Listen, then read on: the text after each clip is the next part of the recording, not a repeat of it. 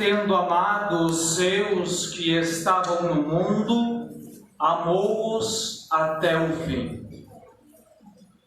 Estimados diáconos, queridos irmãos e irmãs, a celebração desta Santa Liturgia nos introduz naquele que é o momento maior da vida da Igreja, a celebração da paixão, morte e ressurreição de nosso Senhor Jesus Cristo. E traz como três colunas centrais da celebração de hoje a instituição da Eucaristia, associado a a instituição do ministério sacerdotal e também do mandamento novo do amor, simbolizado especialmente no ato do lava-pés. E são estes três pontos que devem nortear hoje a nossa meditação, a nossa reflexão. O Evangelho que a liturgia de hoje nos apresenta é, de maneira muito bela e profunda, introduzida por São João.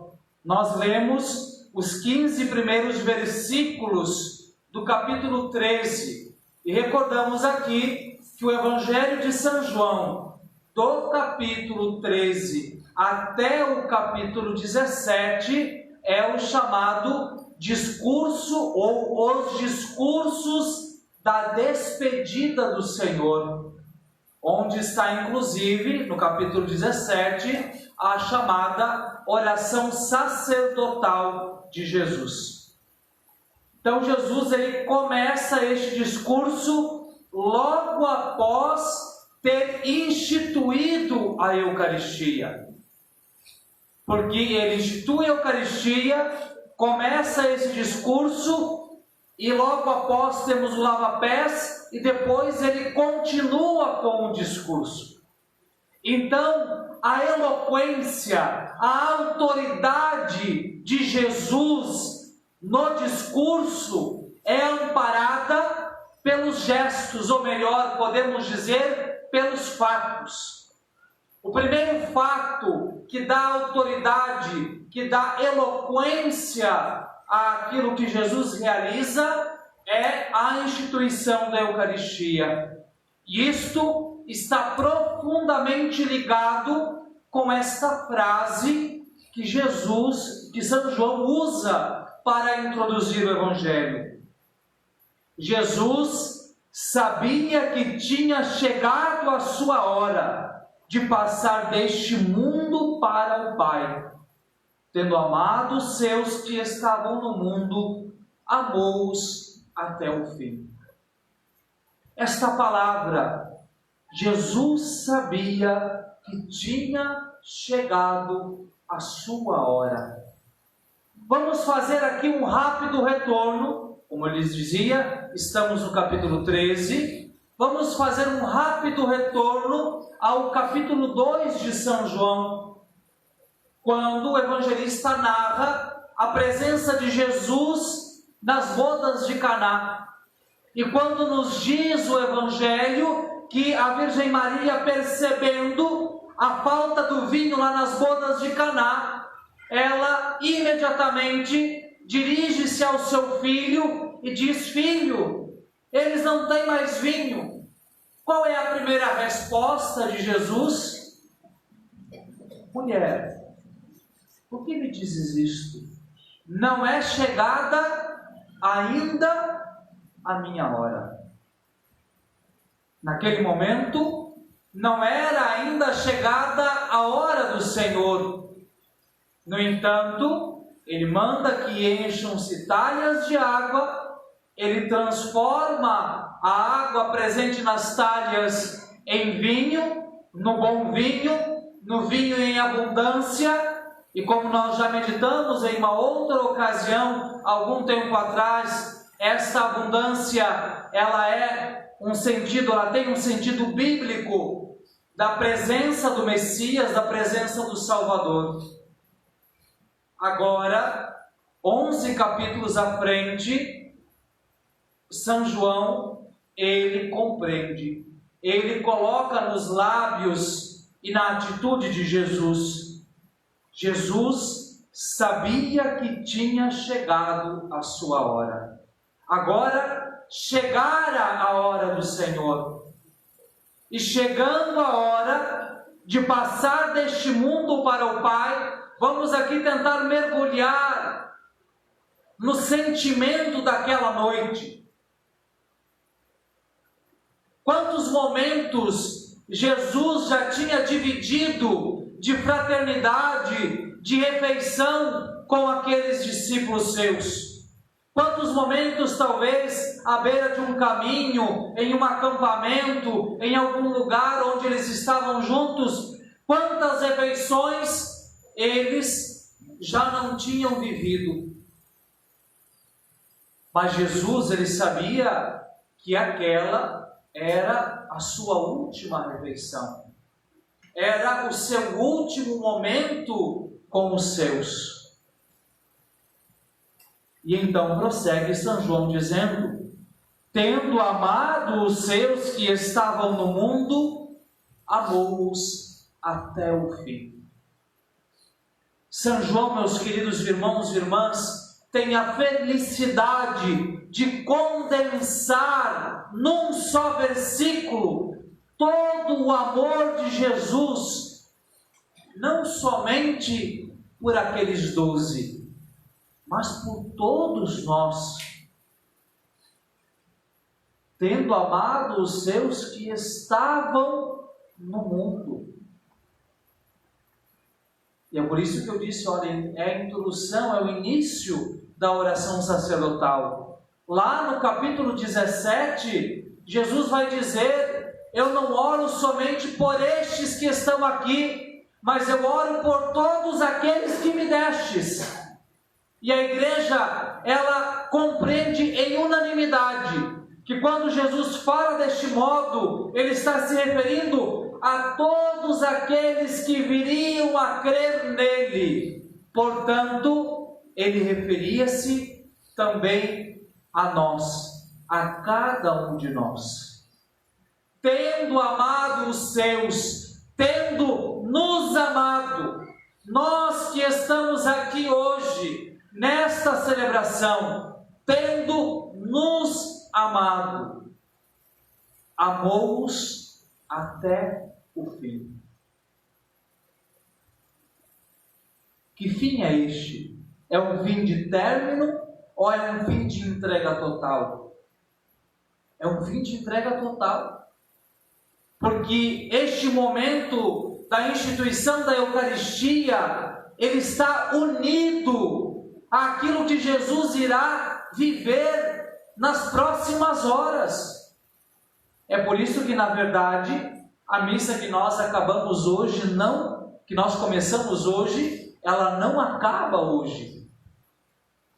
Ela se estende, porque a instituição da Eucaristia é uma só com a entrega de Jesus no alto da cruz. A cruz é este: amou-os até o fim, amou-os até onde era preciso, até onde era necessário amar. É este amor que o Senhor, ele dirige a cada um de nós. E se ele institui a Eucaristia, ele institui justamente para que a Eucaristia seja o prolongamento deste amor pela história da humanidade. E nos segue dizendo São João que o diabo já tinha posto no coração de Judas, filho de Simão Iscariotes, o propósito de entregar Jesus. E Jesus o amou. Meus irmãos e irmãs, o amor de Jesus por nós não tem um limite. Não é até aqui eu vos amo. O amor pelas suas criaturas é eterno e totalmente sem limites.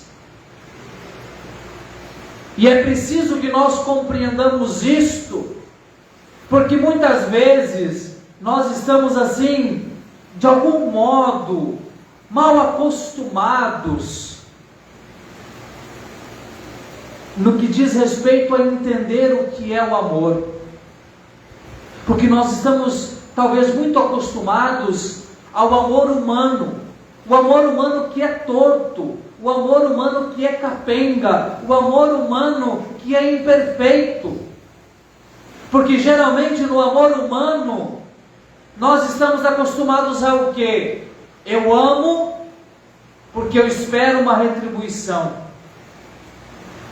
E eu sei que se eu fizer algo, talvez aquele alguém me deixe de amar. Então eu preciso fazer isso. Eu preciso ser daquele outro modo para que aquela pessoa me ame. E nós acabamos transferindo esta maneira torta e muitas vezes doentia de amar para Deus. De tal modo que nós achamos, muitas vezes, e assim nos comportamos, que Deus nos ama se nós formos assim, se nós formos assado, se nós fizermos assim, se nós fizermos do outro modo. Deus não nos ama porque nós fazemos isso ou aquilo. Deus nos ama e ponto final.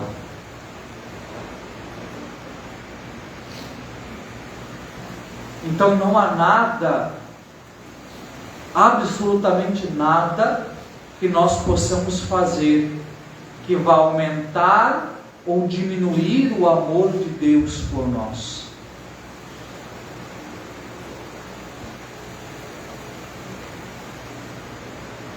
Acontece que, é claro, quando nós preferimos o pecado ao amor de Deus, somos nós que nos afastamos deste amor.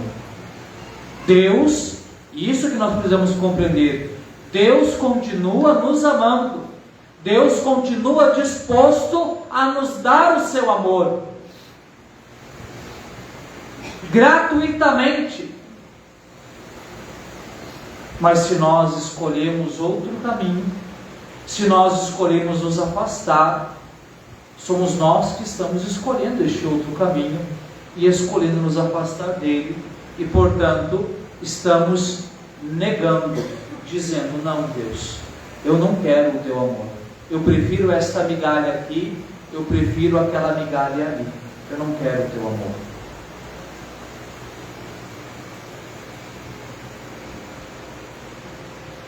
Então, meus irmãos e irmãs, este amor que nos amou até o fim, ele nos chama a nos deixarmos amar. É muito bonita a imagem que cerca estes dias, justamente acerca da figura de São João Evangelista. Porque nesta última ceia, ele mesmo não fala, mas os outros 3 evangelhos falam que João estava sentado do lado de Jesus. E que João teria recostado a sua cabeça sobre o peito de Jesus. O gesto de alguém que não somente demonstra um afeto, mas uma proximidade, uma liberdade, de alguém que se deixa amar, de alguém que é tão próximo e se deixa amar tão profundamente, que é capaz de ouvir até mesmo os batimentos do coração daquele que ama. É sinônimo de uma verdadeira intimidade que só quem ama e se deixa amar consegue alcançar. E Jesus, então, tendo instituído a Eucaristia, tendo transbordado este amor, ele agora parte para um ato que desconcerta os apóstolos. Diz o Evangelho que Jesus deixou o manto por lado, amarrou uma toalha à cintura e, tomando uma jarra com água, começa a lavar os pés dos apóstolos. Por que os apóstolos eles ficam tão desconcertados com esta atitude de Jesus? Porque lavar os pés era uma função restrita aos escravos. E era algo tão restrito na cultura judaica que muitos mestres da lei, eles insistiam inclusive que para lavar os pés do Senhor, os escravos não poderiam ter nenhuma consanguinidade com o povo judeu. Se tivesse sangue judeu, não deveria, mesmo que estivesse na condição de escravo, não deveria colocar-se neste serviço. Então é por isso que eles ficam desconcertados. Primeiro, eles estavam aqui na celebração da Páscoa e lavar os pés não estava dentro do rito que era previsto. Eles lavavam só as mãos no início. Então lavar os pés já não estava no rito, ainda mais quem veio a lavar-lhes os pés. É talvez aí que nós entendemos o espanto e a espontaneidade de São Pedro. Senhor, tu me lavas os pés? De jeito nenhum me farás isso, Senhor, não. Será que muitas vezes, entendam a expressão que o padre vai usar, diante do exagerado amor de Deus por nós, será que muitas vezes nós também não nos encontramos surpreendidos por este amor? E assim como Pedro, sem saber o que fazer, sem saber o que dizer, não, Senhor, por favor, isso não faça isso, tu não me lavarás os pés. E aqui é interessante porque, mais uma vez, nós podemos voltar ao capítulo 2 de São João. Lá no capítulo 2, Jesus, ele mandou encher talhas de água e transformou em vinho, símbolo do seu sangue, a bebida que ele usaria para deixar a Eucaristia, o sangue que ele derramou para a nossa redenção. Agora, ele toma um jarro cheio de água e lava os pés dos discípulos, prenunciando que o seu sangue, que seria derramado, purificaria a humanidade da mancha do pecado.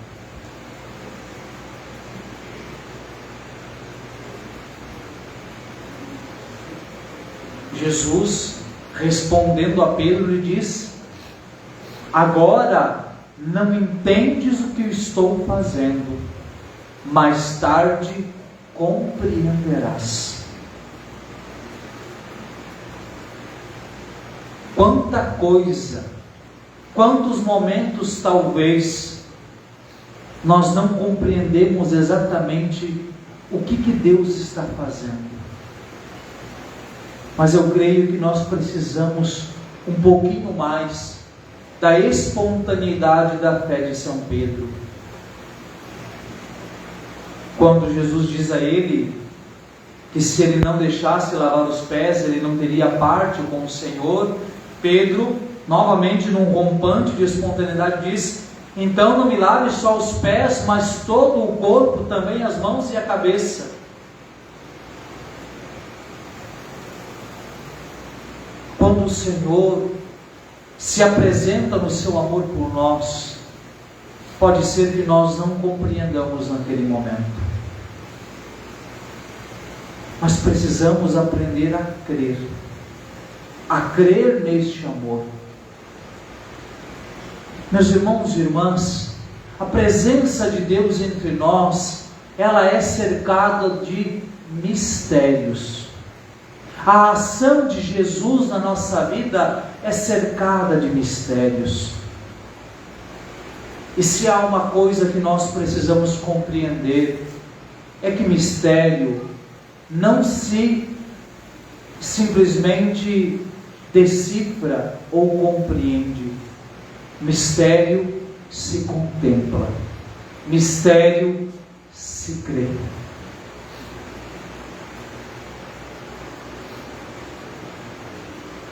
A nossa racionalidade nunca conseguirá alcançar toda a profundidade do mistério do amor de Jesus por nós na Eucaristia. Mas nós precisamos aprender a crer. A nossa racionalidade nunca alcançará em toda a profundidade o que significa também o ministério sacerdotal hoje instituído por Jesus Cristo. É o próprio São João Maria Vianney, padroeiro dos padres, que diz que o sacerdócio, nós não compreenderemos nesta terra. Se pudéssemos o compreender, morreríamos, não de espanto, mas de amor.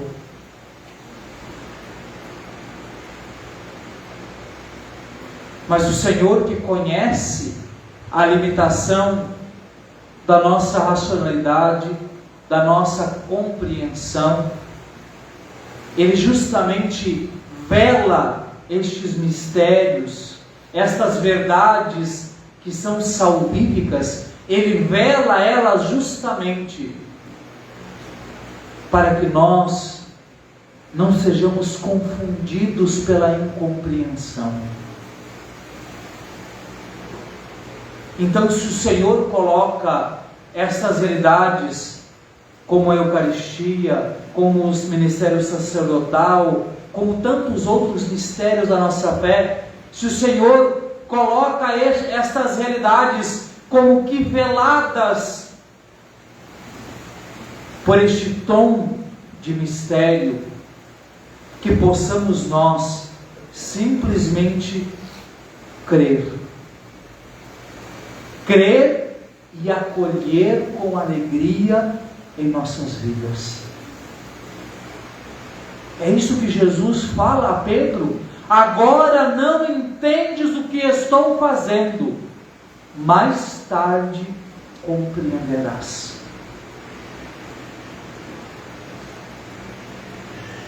Quantas coisas na nossa vida não compreendemos naquele momento? Por que isso? Por que desse jeito? Por que agora? Por que deste modo? Agora não compreendes. E se Jesus apresenta esta realidade na tua vida, coberto por este véu chamado mistério, simplesmente acolha e creia. E saiba que no tempo certo, se necessário, Ele revelará e te dará a compreender o porquê. Isso é importante, meus irmãos e irmãs, porque se nós ficarmos insistindo em simplesmente querer entender, nós deixaremos de aproveitar, nós deixaremos de nos deixar alcançar pela graça que aquele mistério está derramando. Vamos usar aqui apenas uma simples comparação. Você chega em casa cansado do seu dia, da sua jornada de trabalho, de estudo, de tantas coisas, e talvez a única coisa que você queira é um banho para relaxar. Quando você liga o chuveiro, você fica pensando e estudando como é que funciona a hidráulica da água da casa, a eletricidade do chuveiro que aquece, que dá pressão, que faz isso ou faz aquilo, ou você simplesmente entra debaixo do chuveiro e aproveita aquele momento? É assim que nós devemos viver o mistério, acolher, deixar-se banhar por aquela graça, viver intensamente cada um daqueles pequenos, breves, mas intensos momentos do amor de Deus por nós. E por fim, depois de ter realizado o ato de lavar os pés, Jesus volta-se a eles e lhes diz: vós me chamais mestre e Senhor, e dizeis bem, porque eu sou. Portanto, se eu, Senhor e mestre, vos lavei os pés, também vós deveis lavar os pés uns dos outros. Dei-vos o exemplo para que façais a mesma coisa que eu fiz. Voltamos aqui àquilo que nós mencionávamos. O encargo de lavar os pés era algo próprio de escravos. E Jesus então recorda: olha, vocês me chamam de mestre, vocês me chamam de Senhor, e eu sou de fato. É uma das pouquíssimas vezes que Jesus aceita para si o título de mestre e de Senhor. Agora vamos compreender uma coisa: quando fala Senhor, não é Senhor simplesmente como um pronome que a gente costuma usar para as pessoas mais velhas, para alguém que tem alguma autoridade comum. Jesus usa aqui no grego a palavra Kyrios, que vem do hebraico de Adonai, e era usada somente para se referir a Deus. Então, mesmo que ele dizer: eu que sou o vosso Deus e mestre, eu que sou Deus fiz isso, vós também deveis fazer. A atitude de estarmos a serviço, de nos colocarmos a serviço para a salvação. A vocação de todo cristão é vocação de serviço para o outro, para a salvação do outro. Ser cristão não é uma vocação egoísta, fechada em uma prioridade egoísta, mas precisa ser uma vocação vivida para o outro. É por isso que nós somos igreja. Eu não vivo somente para mim e para os meus interesses. Eu sou chamado a viver para o outro, me colocando a serviço. E quando eu falo me colocando a serviço, não vamos ficar presos nas atividades. Me coloco a serviço na escuta, no respeito, no amor, na misericórdia, na acolhida, na compreensão, na busca da unidade, no despojamento das minhas vontades pela vontade do outro. Quando nós compreendermos isso, quantas barreiras nós iremos derrubar? Quantos problemas nós deixaremos de ter como comunidade paroquial? Quando nós compreendemos que nós não somos donos, que nós não somos proprietários, que nós somos servos, e que estamos aqui para nos deixar amar e para ser canal do amor de Jesus para o outro. Isto é serviço. Ser canal do amor de Deus para o outro. Dei-vos o exemplo para que façais a mesma coisa que eu fiz. Que nós possamos agora, neste gesto simbólico, que recorda o que Jesus realizou, que nós possamos também fazer um propósito firme e verdadeiro no nosso coração,